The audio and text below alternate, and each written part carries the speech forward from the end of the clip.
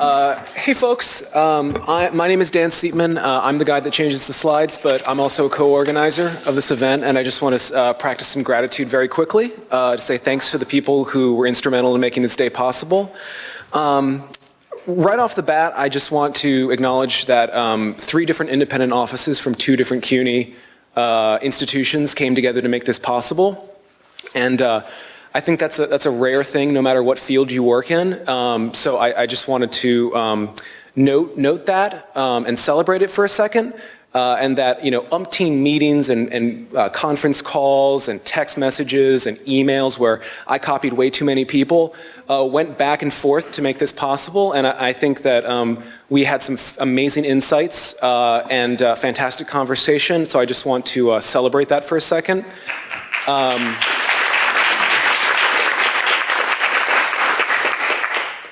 And just some very quick gratitude. Thank you, audience, for coming out on this Thursday when you're all being pulled in 100 different directions and coming to learn about a topic that maybe seemed kind of strange. It wasn't necessarily the most straightforward way into how do you win grants, but we, as one of the co-organizers, we think that this is one of the best kinds of strategies to adopt in your toolkit, the idea of building partnerships and then directly cultivating with relationships with funders.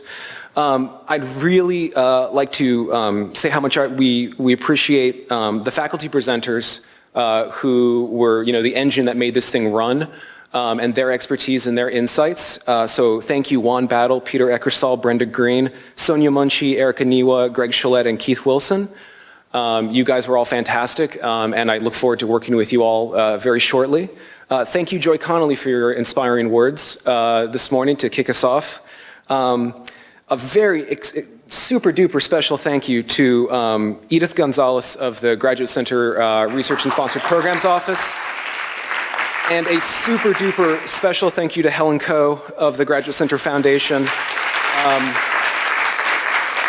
Speaking on behalf of my colleagues in the Award Pre-Proposal Support Office, I could not ask for more capable, thoughtful, and enjoyable people to co-plan an event like this with, and so I feel extremely fortunate, and I hope this can be the start of many more future type of events to come.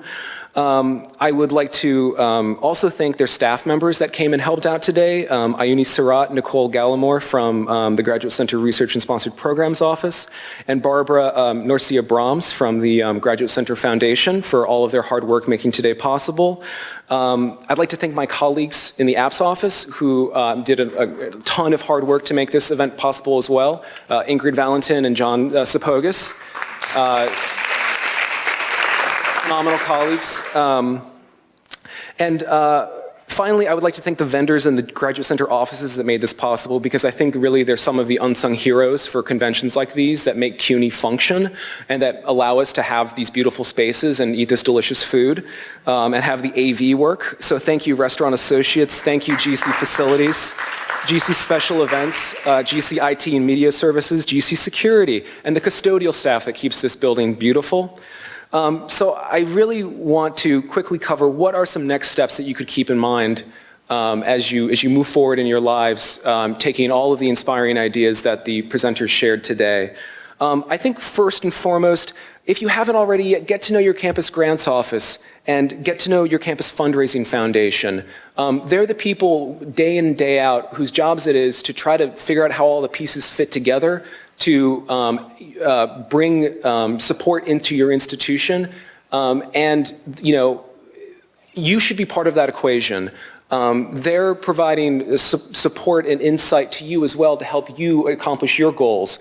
So I think if you haven't started that relationship yet with those offices, please go ahead and do so. Make your name known and get your name out there.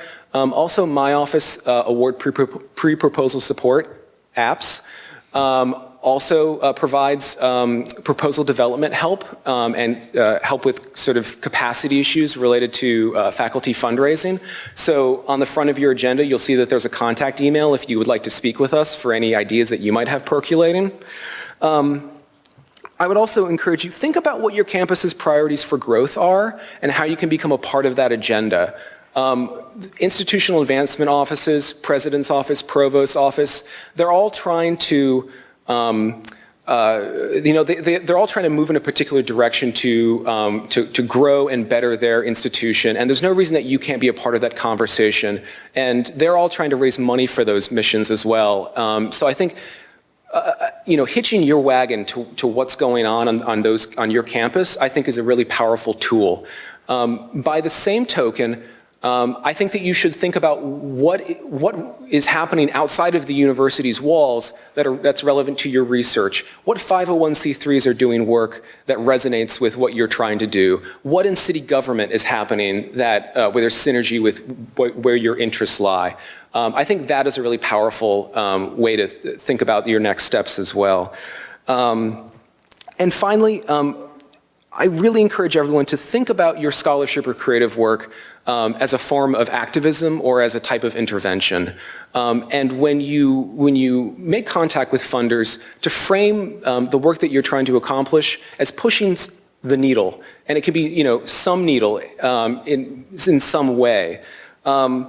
You need to tell them about how your work is changing our intellectual, social, political, or cultural life. And you get to frame that any way you want, but at the end of the day, you need to be making the case that you are driving a new direction, a new agenda, and that you're adding value to the public world that we all inhabit. So with that, thank you so very much for coming, and have a great rest of your day.